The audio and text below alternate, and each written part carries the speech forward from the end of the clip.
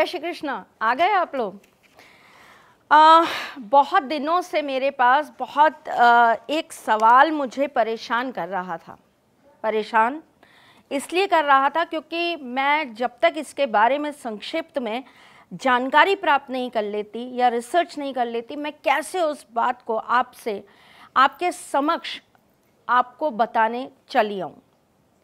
वैसे तो मैं आपके एस्ट्रोलॉजर हूँ, वास्तुशास्त्री हूँ, चेहरा भी पढ़ती हूँ, आवाज़ भी पढ़ती हूँ और हाथों की लकीरें भी पढ़ लेती हूँ, लेकिन उससे पहले चूँकि मैं आपके सारथी हूँ, इसीलिए आपके बताए हुए टॉपिक्स पर रिसर्च करना मेरा धर्म भी बन जाता है और फ़र्ज़ भी। एक एस्ट्रोलॉजर होने के नाते सिर्फ सुनी सुनाई बातों को फॉलो करना ये गलत होगा, क्योंकि हमें ये जानना, ये प्रमाण करना बहुत ज़रूरी होता है कि उस चीज़ के अंदर कितनी सत्यता है। टॉपिक था स्त्रियों को हनुमान जी की पूजा करनी चाहिए या नहीं। चूँकि मेरे अपने चैनल पे, आपके अपने सारथी त्रिशला चैनल पे मैक्सिमम औरतें ही हैं, फीमेल्स ही हैं जो हमारे इस चैनल का परिवार का हिस्सा बनी हुई हैं, और बहुत कम परसेंटेज में हमारे पास मेल्स हैं। तो जितनी भी फीमेल्स हैं, अगर मैं उनको कोई भी हनुमान जी की पूजा बताती हूँ या उनको बोलती हूँ कि हनुमान जी का ये टोटका कर लीजिएगा, ये उपाय कर लीजिएगा, तो वो बेचारी बड़ी परेशान हो जाती हैं कि माँ ये तो बताइए कि क्या हनुमान जी की पूजा औरतें कर भी सकती हैं? हनुमान जी के लिए ये वाला टोटका हम कर भी सकते हैं? आज आपकी इसी समस्या का और न जाने कितनी सदियों से चलते आ रहे औरत के इस प्रश्न का उत्तर बहुत रिसर्च करके निकालने के बाद मैं आपके समक्ष रखने आई हूँ। क्योंकि मैं खुद एक स्त्री हूँ, स्त्री के महत्व को जानती हूँ, समझती हूँ, स्त्री की ऊर्जा को भी जानती हूँ और उसे बहुत अच्छी से कैसे कर्म किया जाता है, कैसे कर्म में लाया जाता है, इसका मुझे बहुत अच्छा अनुभव भी है। हनुमान बाबा की पूजा, देखिए, सबसे पहली बात जो लोग ये बोलते हैं कि हनुमान जी की पूजा स्त्रियों को नहीं करनी चाहिए, मैं इस चीज़ पर कट्टर विरोध करते हुए एक बड़ा वाला क्रॉस लगाती हूँ कि हनुमान जी की पूजा स्त्री ना करे, ऐसा कोई भी प्रमाण किसी भी हमारे धर्म ग्रंथ के अंदर नहीं लिखा गया। जो लिखा गया है वो सत्य आज मैं आपके सामने पेश करूंगी। हनुमान जी बाल ब्रह्मचार्य व्रत का पालन करते थे। आपने सुना होगा, बहुत तरह के व्रत होते हैं। हम अन्न त्याग कर व्रत करते हैं, हम मौन व्रत करते हैं, हम जल त्याग कर व्रत करते हैं, बहुत सारे व्रत होते हैं। उसी में हमारा एक ब्रह्मचार्य का व्रत होता है। ब्रह्मचार्य व्रत का मतलब होता है कि वो पुरुष अपने जीवन काल में जब तक वो उस व्रत का पालन करेगा, तब तक वो पराई स्त्री को या किसी पर स्त्री को, अपनी माता के अलावा, उसकी जो अपनी जननी है उसके अलावा वो किसी स्त्री की छाया अपने ऊपर नहीं आने देगा, या वो किसी भी स्त्री की तरफ कभी आंख उठा के नहीं देखेगा, उसका स्पर्श नहीं करेगा और उस स्त्री को भी अपना स्पर्श नहीं करने देगा। ये इस व्रत का सबसे कठोर नियम होता है। फिर उस व्रत के अंदर स्त्री कोई भी हो, आपकी बहन हो, आपकी मौसी हो, आपकी चाची हो, आपकी काकी हो, सब सम्मिलित हो जाते हैं। तो हनुमान जी बाल ब्रह्मचार्य व्रत का पालन करते थे। अब हम बात करते हैं हनुमान जी की पूजा की। वो उनका अपना व्रत था, जिसके कारण स्वरूप उनको छूना वर्जित होता है, उन्हें स्पर्श करना किसी भी स्त्री द्वारा वर्जित माना जाता है। दूसरी बात ये कि एक स्त्री जो होती है वो विवाह पश्चात एक पुरुष के अधीन हो जाती है, और एक स्त्री और पुरुष का जो संबंध बनता है, जो उनके एक अपनी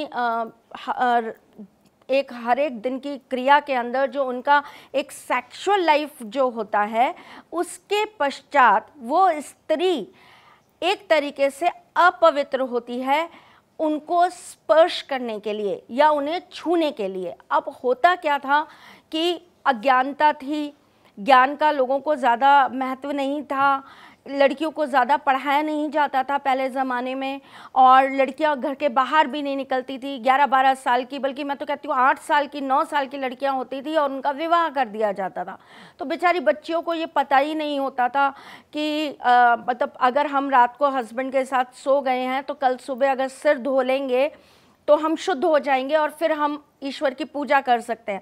तो उन चीज़ों को नहीं समझाने की वजह से, या वो अज्ञानता होने की वजह से, या उसका सही आधार शर्मो शर्मी में नहीं बताने, या इतनी खुली बात कोई नहीं करता था जितनी खुली बात आज मैं आपसे कर रही हूँ, इन सब वजहों से ये एक नियम बना दिया गया कि कुछ देवी देवता जो हैं हमारे, जैसे कि भैरव बाबा हैं, जैसे कि हनुमान बाबा हैं, जैसे कि शनि देव हैं, ये स्त्रियों से दूर रहें, क्योंकि ये सब बाल ब्रह्मचार्य का पालन करते थे। परंतु ऐसा नहीं है, किसी भी जगह ऐसा नहीं लिखा है कि कोई स्त्री हनुमान जी की पूजा नहीं करेगी।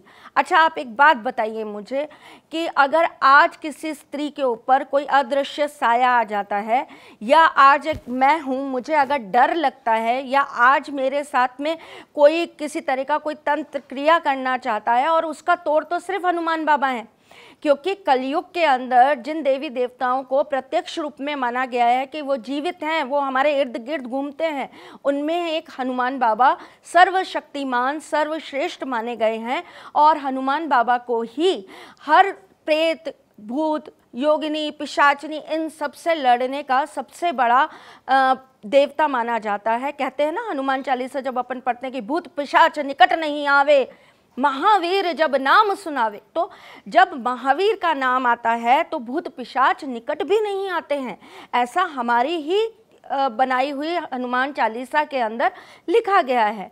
तो जब ये बातें लिखी गई हैं, अब आप मुझे ये बताइए कि अगर आज मैं किसी ऐसी विपत्ति में आ जाऊं, मैं किसी शमशान घाट में या मैं किसी कब्रिस्तान में फंस जाऊं और वहाँ पे मेरे इर्द गिर्द आत्माओं का डेरा हो, तो मैं किससे पुकारूं, मैं किससे आवाज़ लगाऊं, मैं किससे कहूँ कि मेरी रक्षा करने आइए? मेरे मुंह से हनुमान चालीसा ही निकलेगी ना, मैं हनुमान जी को ही बुलाऊंगी ना, मैं बजरंग बाण का ही पाठ करूंगी ना, मैं उन्हीं का स्मरण करूंगी, क्योंकि मुझे पता है कि वो प्रत्यक्ष में आएंगे और वही इस कलयुग के अंदर साक्षात में उपस्थित हमारे देव हैं जो आकर इन सब से लड़ सकते हैं और मुझे इस विपदा से बाहर निकाल सकते हैं। तो क्या मैं उन्हें पुकारूंगी नहीं? क्यों? क्योंकि मैं स्त्री हूँ? नहीं, ये धारणा गलत है, ये बोलना भी गलत है, और ये बात को प्रमोट करना या इस चीज़ के लिए और लोगों को बहलाना फुसलाना भी गलत है। तो अगर आपके मन में भी ऐसी कोई आशंकाएं आज से पहले थीं तो आप उन्हें क्रॉस कर देंगे। ठीक, अब आप मुझसे ये कहेंगे कि फिर हनुमान जी की पूजा क्या स्त्री कर सकते हैं? बिल्कुल कर सकती हैं। आप मानसिक पूजा हनुमान जी की कर सकते हो, और हनुमान जी की पूजा करते समय कुछ नियम कृत होते हैं जिनका आपको पालन करना चाहिए। देखिए, राम के भक्त हैं हनुमान, तो जब जब हम रामायण का पाठ करेंगे, और ज़्यादातर घर में हमारे बड़े बुज़ुर्गों को आपने देखा होगा, हमारे घर में दादी नानी को आपने देखा होगा, अक्सर हमारे घर में जो स्त्रियां होती हैं वही रामायण का पाठ करती हैं। और ऐसा कहा जाता है कि जिस घर में भी रामायण का पाठ होता है, जब रामायण का पाठ स्टार्ट किया जाता है और जब तक वो ख़त्म होता है तब तक हनुमान जी वहाँ पर उपस्थित रहते हैं उसे सुनने के लिए, क्योंकि उनके जीवन का सबसे सुंदर और मधुर अगर कोई पाठ उन्हें पसंद है तो वो रामायण का पाठ है। और रामायण पढ़ता कौन है? ज़्यादातर स्त्रियां पढ़ती हैं। तो एक बात मुझे बताइए, जब स्त्रियां राम को पुकार रही हैं तो राम भक्त हनुमान तो आएंगे ही आएंगे। अगर मैं एस्ट्रोलॉजी की बात करूं तो एस्ट्रोलॉजी में मंगल और शनि, ये दो ग्रह ऐसे हैं जिन्हें हनुमंत गोसाई के साथ में जोड़ा गया है। मतलब अगर आपको मंगल की पीड़ा है, आपको शनि की पीड़ा है, तो कहा जाता है आप हनुमान जी की पूजा करो। तो मुझे एक बात बताइए, क्या पुरुष केवल मंगल खराब होगा? क्या उनका शनि खराब होगा? क्या लड़की की कुंडली के अंदर मांगलिक दोष नहीं होगा? क्या उसको 7.5 नहीं आएगी? क्या उसको ढैया नहीं आएगी? क्या लड़कियों को या औरतों को शनि की पीड़ा की वजह से बैक में प्रॉब्लम नहीं होगी, पैरों में दिक्कत नहीं होगी, नसों में दिक्कत नहीं होगी? क्या नहीं होगा? क्या मंगल या शनि ये देखकर आपकी कुंडली में उस समय पे निर्धारित होंगे कि ये स्त्री है इसलिए इसकी कुंडली से मैं हट जाता हूँ? भाई इसके पास तो उपाय नहीं है बेचारी के पास, ये कहाँ जाएगी? हनुमान जी की पूजा कर नहीं सकती, उसके बिना मंगल ठीक हो नहीं सकता, शनि ठीक हो नहीं सकता, तो स्त्री है इसकी कुंडली में मंगल शनि नहीं आएंगे। ऐसी कोई कुंडली बनी है तो प्लीज़ मुझसे आप आकर शेयर करिएगा। डिबेट का बहुत बड़ा पॉइंट है मेरे साथ में, और मैं आज जो भी बोल रही हूँ हो सकता है बहुत सारे लोगों को बुरा लग रहा हो, मैं पहले ही क्षमा प्रार्थी हूँ, लेकिन क्योंकि मेरी बच्चियाँ, मेरी माएँ, मेरी बहनें और मेरी बेटियाँ ये सवाल से बहुत परेशान होती हैं, क्योंकि जब उन्हें मंगल की कोई पूजा बताई जाती है तो वो ये सोचती हैं कि हमें तो मना किया गया है, हनुमान जी की पूजा हम कैसे करें? हनुमान जी सिर्फ एक देव हैं, वो एक पिता तुल्य हैं, वो एक भाई तुल्य हैं। उनके साथ क्या नज़रिया केवल एक वही वाला जाएगा क्या कि हम उनको सिर्फ एक उसी दृष्टि से देखेंगे? नहीं, हम उन्हें भाई की तरह भी देखेंगे, हम उन्हें एक पिता की तरह भी देखेंगे, हम उन्हें एक देव की तरह भी देखेंगे, तो हम उनकी पूजा कर सकते हैं। आपको पूर्ण अधिकार है हनुमान जी की पूजा करने का। जब माँ सीता एक अपने जीवन के अंदर परेशानियों में घिरी थी तो उन्होंने हनुमान जी की ही मदद ली थी अपनी परेशानियों को निकालने के लिए।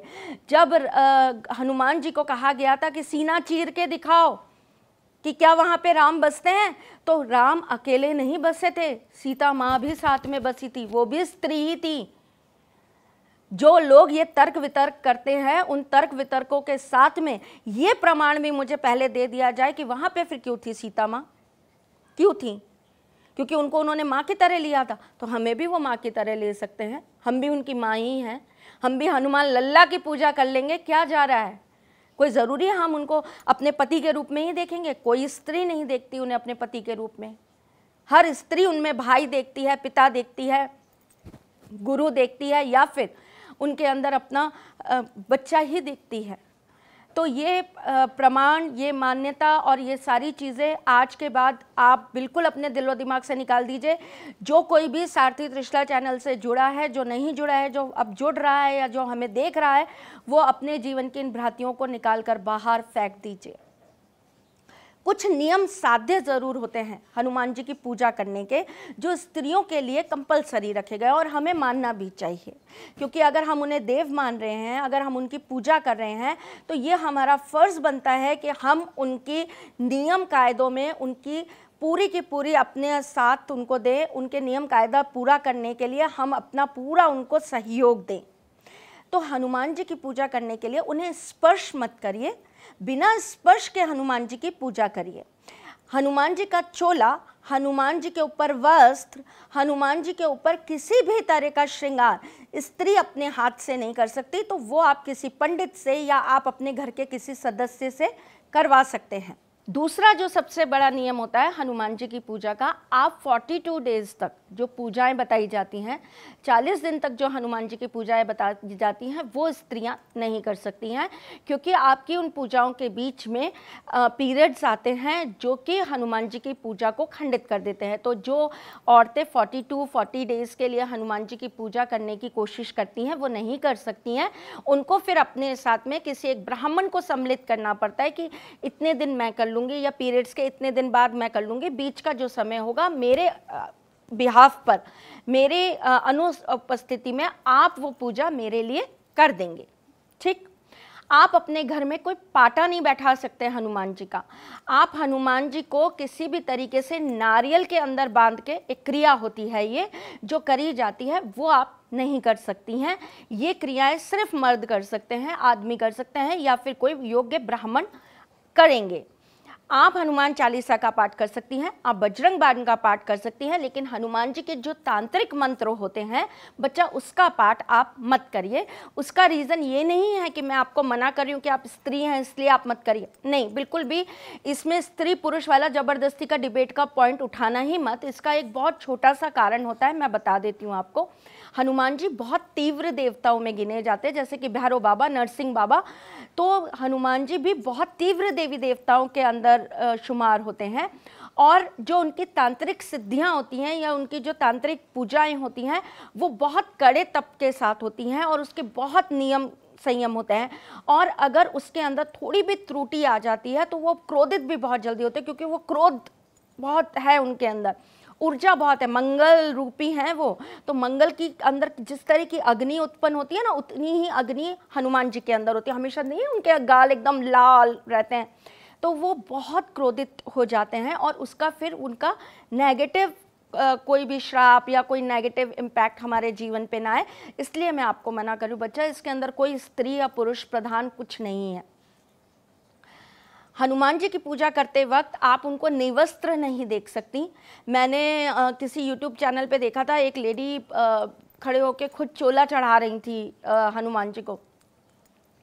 गलत चीज़ों को प्रमोट मत करिए, गलत बातें मत सिखाइए। आने वाली पीढ़ी को नहीं पता है, उन्हें सही संस्कार, सही बात, सही धर्म का प्रचार करिए। ये फालतू की चीज़ें बच्चों के सामने ना करिए कि फिर वो विरोधाभासी हो जाएं कि क्यों नहीं कर सकते, हम लड़कियां हैं, हम किसी से कम हैं क्या? नहीं, आप किसी से कम नहीं है बेटा, लेकिन वो ईश्वर है, उन्होंने अपना नियम बांधा है, उन्होंने एक व्रत का पालन करने की उन्होंने शपथ ली है, कसम खाई है कि मैं एक ब्रह्मचार्य का व्रत का पालन करूँगा। तो हमारे पिता अगर किसी चीज़ के लिए कसम खाते हैं, या हमारे भाई किसी चीज़ के लिए कसम खाते हैं या संकल्प लेते हैं, तो हम क्या करते हैं, हम उनकी मदद करते हैं ना, उनकी उस चीज़ को पूरा करने के लिए। तो ये केवल वो रिस्पेक्ट है हमारे ईश्वर के प्रति हमारी। ये कोई लड़ाई का, कोई डिबेट का पॉइंट नहीं है बेटा, ये सिर्फ और सिर्फ हमारे ईश्वर के प्रति हमारा समर्पण है, हमारा उनके प्रति एक सम्मान है कि आपने जो शपथ उठाई है कि आप अपने जीवन में ब्रह्मचर्य का पालन करेंगे, तो हम आपके इस शपथ को पूरा करने के लिए आपका पूरा सहयोग करेंगे, है ना। ये है, क्योंकि वो हमारे ही घर के सदस्य हैं और हमें इन चीज़ों का पालन करना चाहिए। जो गृहस्थ वाले लोग होते हैं वो घर के अंदर हनुमान जी की पूजा जितनी कम करें उतना अच्छा रहता है। आपके घर के मंदिर के अंदर हनुमान बाबा की पंचमूर्ति नहीं होनी चाहिए, मतलब पंचमुखी जो मूर्ति होती है वो नहीं होनी चाहिए। वो हम गेट पे लगाते हैं, अगर साउथ का गेट होता है तो हम लगा देते हैं, नहीं तो पंचमुखी अगर आपको पूजन करना है तो आप मंदिर में जाकर ही उनका पूजन कर लीजिए। आपको हनुमान जी अगर घर के अंदर रखने तो आप पूरा राम दरबार रखिए, जिसमें माँ सीता हो, राम जी हो, लक्ष्मण जी हो और हनुमान जी हो। खाली हनुमान जी की पूजा किसी भी गृहस्थ के घर में नहीं करी जाती है। हनुमान जी को औरतें दंडवत प्रणाम नहीं करती हैं। आपको दंडवत प्रणाम पता है कैसा होता है? एकदम लंबा लेट के हम जो प्रणाम करते हैं, हनुमान जी को वो प्रणाम नहीं किया जाता है। हनुमान जी को हमेशा औरतों को हाथ जोड़ के, सर झुका के, मस्तक झुका के ऐसे ही प्रणाम करना चाहिए। आप कभी भी वज्र आसन में बैठ के हनुमान जी की पूजा नहीं कर सकते हैं। वो पूजा सिर्फ पुरुषों के लिए होती है और उसका एक बहुत बड़ा कारण होता है कि उस पूजा को करने से, उस वज्र आसन में बैठ के हनुमान जी की पूजा करने से किसी भी आदमी की जो कोई भी जो मेल होता है उसकी जो मर्दानगी होती है वो इंक्रीज होती है। ऐसा कहा जाता है कि उसके अंदर पौरुषत्व की शक्ति जो होती है वो बढ़ती है। उसके अंदर अगर शारीरिक कोई दिक्कत हो या उसको सेक्सुअली कोई प्रॉब्लम हो तो वो चीज़ें जो है वो इंक्रीज होती हैं। इसलिए आदमियों को बोला जाता है कि वो हनुमान जी जैसी जो वज्र आसन होता है उसके अंदर बैठ के उसमें पूजा करनी चाहिए। ये सारे कारण होते हैं और ये सारे नियम होते हैं जिससे हनुमान जी की पूजा की जाती है। अगर आप पीरियड्स के बाद कोई उपाय कर रहे हैं या आप हनुमान जी के मंदिर जाते हैं, आप मंगलवार का कोई उपाय करते हैं, तो जब आपके पीरियड्स के 8 दिन पूरे हो जाते हैं शुरू होने से, और 8वां दिन, जैसे सपोज 1 तारीख को चालू हुआ तो 8 तारीख के बाद में आप हनुमान बाबा की पूजा कर सकते हैं। अगर आप शादीशुदा हैं, मैरिड हैं, तो आप कोशिश करिए कि अगर आप अपने हस्बैंड के साथ इंटीमेट होते हैं तो बिना सिर धोए कभी भी हनुमान बाबा की पूजा करने ना चाहिए, उनके मंदिर में भी कदम मत रखिए। औरतों के लिए चूँकि आई हूँ और मैं कोई उपाय ना बताऊँ, ऐसे कैसे हो सकता है। अगर आपसे कभी कोई जाने अनजाने में भूल चूक हो गई हो, आपने कभी कोई ऐसा कृत कर दिया हो, या आपने पीरियड्स के कम दिनों में उनकी पूजा कर दी हो जिसका आपको लगे कि अरे मुझसे तो गलती हो गई करके, अगर आपको ऐसा कुछ हो तो आप एक काम करिएगा, एक नारियल लीजिएगा जटा वाला, पानी वाला, उसके ऊपर एक लाल धागा बांध के उसके ऊपर आप 11 बार अपना सर रगड़िएगा, मस्तिष्क रगड़िएगा और उनके मंदिर में जाके पंडित जी से चढ़वा दीजिएगा और उनसे बोल दीजिएगा कि आप मेरे भाई समान हैं, आप मेरे पिता समान हैं, मुझसे जाने अनजाने में अगर कोई गलती हो गई हो तो उसका मेरे जीवन पे कोई नेगेटिव इम्पैक्ट ना आए, बस आप मुझे ये आशीर्वाद दीजिएगा। जब भी आप हनुमान जी की पूजा करें, ये अपने मन में धारणा लेके चलिए कि आप उनके साथ राम जी की पूजा ज़रूर करें, तो आपको और अच्छा फल मिलेगा। और जो ये छोटी मोटी हमसे जाने अनजाने में अज्ञानता के कारण जो गलतियां हो जाती हैं, वो गलतियां हमारी माफ़ हो जाती हैं। आशा करती हूँ मेरे आज ये एपिसोड आपको सिर्फ जानकारी के लिए था, आपके लिए बहुत फ़ायदेमंद होगा। औरतों के दिमाग में जो जितनी भ्रांतियाँ होंगी वो निकल गई होंगी, और आज के बाद हर स्त्री इस बात का लॉजिक दे पाएगी कि स्त्रियों को हनुमान जी की पूजा करनी चाहिए या नहीं, और करनी चाहिए तो क्यों करनी चाहिए, और नहीं करनी चाहिए तो उसके अंदर क्या नियम साध्य होते हैं। तो आशा करती हूँ कि मेरे इस चैनल से, अपने इस परिवार से जुड़कर आप लोगों के जीवन में बदलाव ज़रूर आ रहे होंगे। ज़रूरी नहीं है कि हम हर समय समस्या का समाधान किसी टोने टोटके के अंदर सोचें। सही ज्ञान की प्राप्ति भी हमें जीवन की बहुत बहुत बड़ी समस्याओं से निकलने का रास्ता दिखा देती है। तो आज के लिए बस इतना ही, चलती हूँ, फिर आऊँगी कुछ नया, कुछ अलग, कुछ अद्भुत लेकर। तब तक के लिए मुस्कुराते रहिएगा, रिश्तों में मजबूती बना के रखिएगा, अपने इस सारथी के साथ यूँ ही जुड़े रहिएगा, प्यार देते रहिएगा, प्यार लेते रहिएगा, ख्याल रखिएगा अपना। आप अपने इस चैनल को लाइक, कमेंट और सब्सक्राइब करना बिल्कुल भी मत भूलिएगा। आपके अच्छी बातें, आपके अच्छे कमेंट्स, आपके अच्छे टॉपिक्स मुझे जीवन में बहुत कुछ रिसर्च करने के लिए और आपके सामने प्रस्तुत करने के लिए हमेशा सहायक सिद्ध होते हैं। तो आप प्लीज़ कमेंट बॉक्स में लिखते रहा करिए कि आपको मुझसे और कौन से टॉपिक्स पे बात करनी है, कौन सी नई चीज़ की जानकारी चाहिए, मैं आपके सामने लेकर जल्द ही आऊँगी। आप मुझे मेरे फेसबुक और इंस्टाग्राम पेज पर भी ज्वाइन कर सकते हैं, जिससे आने वाले वक्त के अंदर क्या होने वाला है, क्या बदलाव होते हैं, क्या पंचांग है, वो सब आपको प्राप्त होता रहेगा। चलिए चलती हूँ, फिर आऊँगी, तब तक के लिए जय श्री कृष्ण। सारथी मां त्रिशला ज्योतिष के क्षेत्र में विश्व विख्यात नाम है। ज्योतिष शास्त्र में पीएचडी मां त्रिशला पिछले 22 वर्षों से ज्योतिष की सभी परंपरागत विधाओं के साथ साथ अनेक दुर्लभ गुण विधाओं जैसे परछाई एवं नव्स के अध्ययन से अपनी सटीक भविष्यवाणी और पूर्वानुमान के लिए विख्यात हैं। अपने उपायों द्वारा लाखों लोगों का जीवन संवार चुकी मां त्रिशला लगातार 2016 से ज्योतिष विभूषण अवार्ड प्राप्त कर रही हैं। साल 2018 में उन्हें उत्तराखंड के मुख्यमंत्री त्रिवेंद्र सिंह रावत ने ज्योतिष विभूषण अवार्ड से सम्मानित किया था और साल 2016 में उन्हें राजस्थान में बेस्ट एस्ट्रोलॉजर के अवार्ड से नवाजा जा चुका है।